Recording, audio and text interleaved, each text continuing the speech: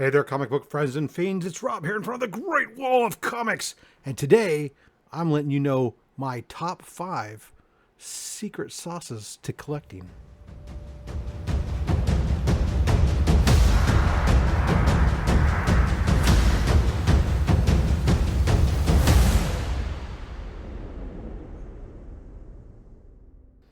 All right, so my top 5 secret sauce items or ingredients or thing ideas or topics, whatever you want to call it. My top 5 things to keep in mind for successfully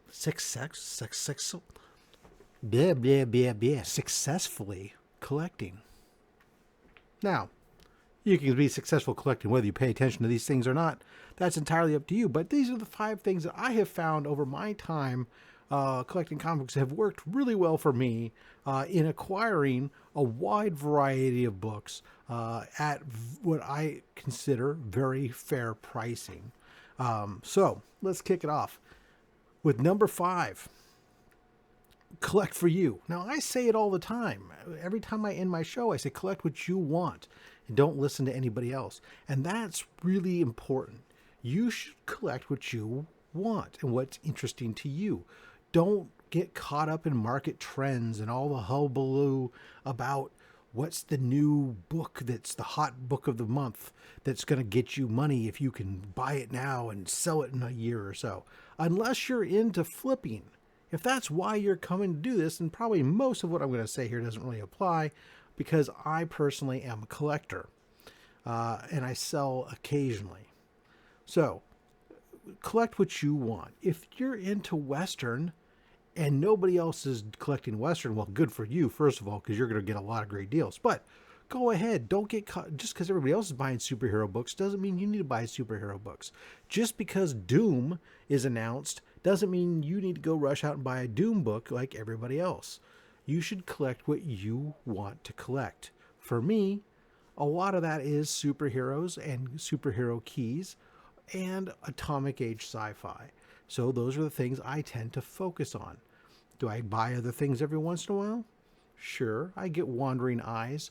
I get distracted by shiny objects. I usually regret it later, but ultimately at the end of the day, I try to buy what I want and not be influenced by outside forces. So number 4 is going to be focus on your collecting and what you want to collect. But don't get focused on what you're collecting next. What do I mean? Well, I suffered from the problem, like many people, when I first got in collecting. I wanted it all. There was so much out there. I wanted it all. I had a pull list. I was getting current books. And still to this day, I get my current books, and I tend to buy a lot of variants. I like art, so I'm enamored by a lot of the variant arts. But before, I was really, really bad at it, and I would buy all kinds of every single cover and stuff and get ridiculous. And then at the same time, I'd be buying Golden Age books and Silver Age books and Bronze Age books and Copper. I'd be buying everything. It was just insanity. Figure out what it is that you're interested in. If it's superheroes, then great. Which superheroes are you into? Now, I'm not into every single superhero, so I don't get every single thing. I do like a lot of keys, so I tend to also I will pick up keys or first appearances of superheroes that otherwise I might not read, but that's what I'm into now. You should do what you want, like we said, and then focus on that. But don't allow yourself to get focused on what book you're collecting next. I hear it all the time. I hear people talk about, oh, I'm working on this and this is what I need to get my next book. Once you do that, you have a tendency to become hyper focused on that, and you'll start looking for that book everywhere. And that's the only thing you'll pass by other great deals trying to find the perfect deal on a book that maybe that book becomes hot and you're just not going to see a deal for a long time on that book. It happens. So what I do is I have a running list. For my bigger books that I want to pick up, I have anywhere from 15 to 25 books on that list. I go through that list and I periodically will look up what the market is on those books. I identify what grade range I'm comfortable paying for. I'll make a note of it on my sheet. This book, this price range, this grade, like that. I have a variety of them. And then I'll periodically check them. Now I'm actively hunting 15 to 25 books at any given time. When one of them becomes available at the range I want, in the grade I want, I can pull the trigger, and that's the one I'm getting next, as opposed to getting overly hyper focused on a book that if I decide I want to pick up, Ghost Rider, Marvel Spotlight #5, this Ghost Rider book, and I start looking for it everywhere, and I become hyper focused on that, and everybody is selling that book for $300 over market, there's a chance I might pull the trigger when I find somebody who's selling it for only $200 over market, just because I go, oh my God, it's $100 less than everybody else. It's a deal. Let me get it. When in reality, it's not really a good deal. So don't focus on what you're going to collect next. And that's going to dovetail into this next one, which is vary where you buy. It might seem counterintuitive to folks, or may sound perfectly logical to others. And that is that you can't get focused on where you're buying books. Don't focus on eBay. Don't focus on Shortbox. Don't focus on just local shops, whatever. If you want to be able to get the best deals for yourself, you need to be able to be fluid with where you're shopping. Check multiple sites, different platforms. Now, some of those books may be the exact same book listed on multiple platforms, but sometimes because of different seller fees or commissions, those books might be different price somewhere else. Or you might recognize a dealer from eBay and they have their own shop, and if you go to their own shop, it might be 10 to 15% less. Be observant of that. Be fluid in where you go. If you go to one place over and over again and you're collecting a certain number of books or certain books, what's going to happen is that's going to dry up. And then you've got nothing to shop. Now, part of that is why I also will have multiple runs I'm working on at any given time. If I'm at a location they don't have the run I'm working on, say for my Batman run, maybe they have the Mystery in Space run I'm working on. They don't have that. Maybe they have the Spider-Man run I'm working on. And so I can always find books by having multiple runs I'm working on and not being focused necessarily on completing one run, letting the books come to me rather than me necessarily go searching out for the books. I remember, online stores are the same. Marketplaces and stores are the same place. I mean, there was one place I went to during the pandemic.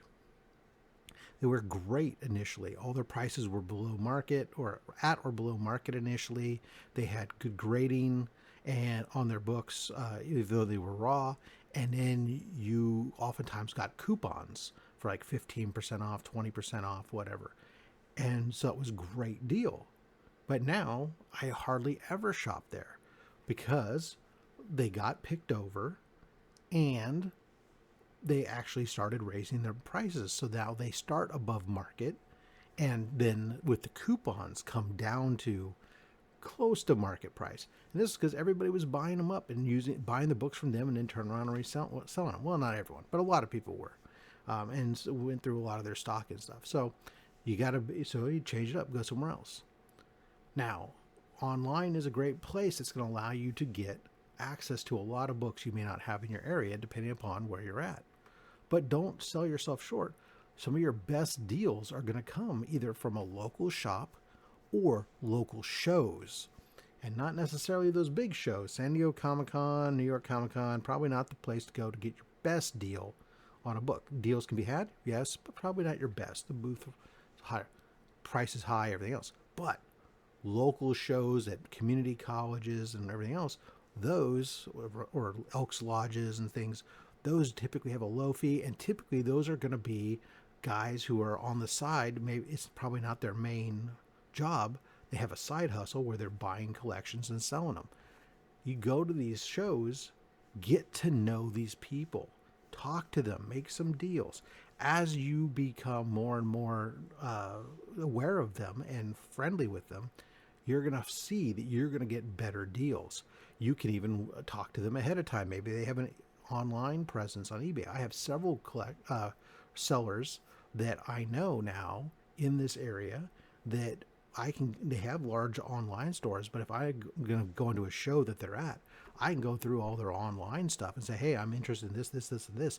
They'll pull it down, bring it to the show. And when I get to the show, we'll work out a deal. And I generally get very good deals because I built up these relationships and these rapport with people. They know that I'm also not going to beat them down to nothing, but we're going to pay fair prices, and they're going to make what they need to make. So be fluid where you buy, what you buy. Be aware. Number 2, be aware of market trends. Now, I know you said, Rob, this isn't necessarily going to apply to flippers and stuff, but this is important even for collectors as it is for flippers, or if you're trying to invest or whatever. And that is simply knowing what's going on in the market, because you don't want to overpay for books. So having some idea, whether it's, you can have a pricing app with you and typically look at those and look up prices to see if somebody's in a ballpark and be able to use that. Oftentimes I've been at shows where I've talked to a guy, and because those books are priced maybe months ago and the market has changed, they're aware of these things. And if you talk to them and say, hey, I know that the market's softened on this book, it's actually selling around here, could you work with me on this? A lot of times they're going to do that. But this also comes into play about knowing what's going on as far as speculation. Even if you're not a speculator, knowing what's going on in speculation is going to potentially save you some money. For example, right now, as of this recording, there's still a big hullabaloo about Doom because of the announcement at San Diego Comic-Con. There's also a lot of hype about Null because of the Venom movie.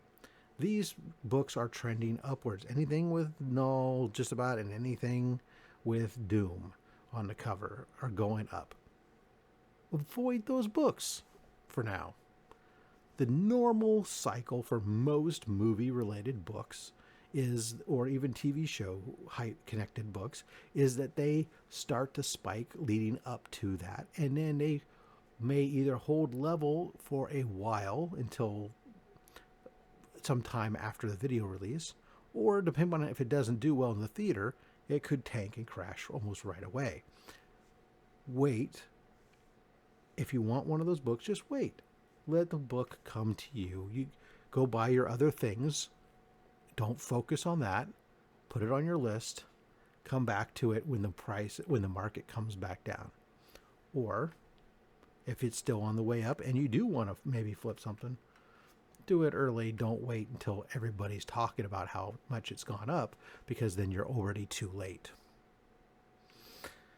Last on this is really kind of a dumb thing, for me to say, really, because you probably already know this, but when it comes to shows, cash is king. Now, it's cash is king for 2 reasons. Yes, you're typically going to get your best deals at a show paying cash. It's because the vendors and the dealers don't have to pay a credit card processing fee, and the bigger the book, the bigger that's a deal. And also, they may or may not report that sale. Now, what that business owner does is with reporting their sales is between them and the government. It has nothing to do with me as the collector. I don't care. I pay cash. You give me a better deal. Cool. Right at you. Now, here's the other reason that cash is king, and that's budget. If you go to a show, especially a big show, and you bring a budget, and that's how much cash you bring with you, and you leave your ATM card behind, don't bring it with you so you don't feel like going to the ATM machine there, and you leave all but maybe one travel credit card with a low balance or whatever that you bring with you, and that's it. Leave the rest of the stuff behind. you are going to help yourself stay on budget at a show and not get carried away. And trust me, it's easy to get carried away when you go to a big show for the first time and you maybe like you go to Heroes Con and you see a billion vendors and a billion deals and you just want to get it all. That's not a good thing. You want to stay on budget. Cash is king. You can't if you bring and only spend the cash, you can't spend more than you have.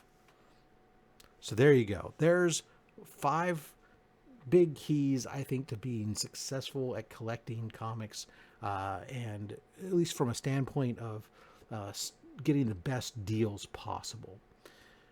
Leave a comment down below. Did I miss something? What's your suggestion? If you could add one thing to this list?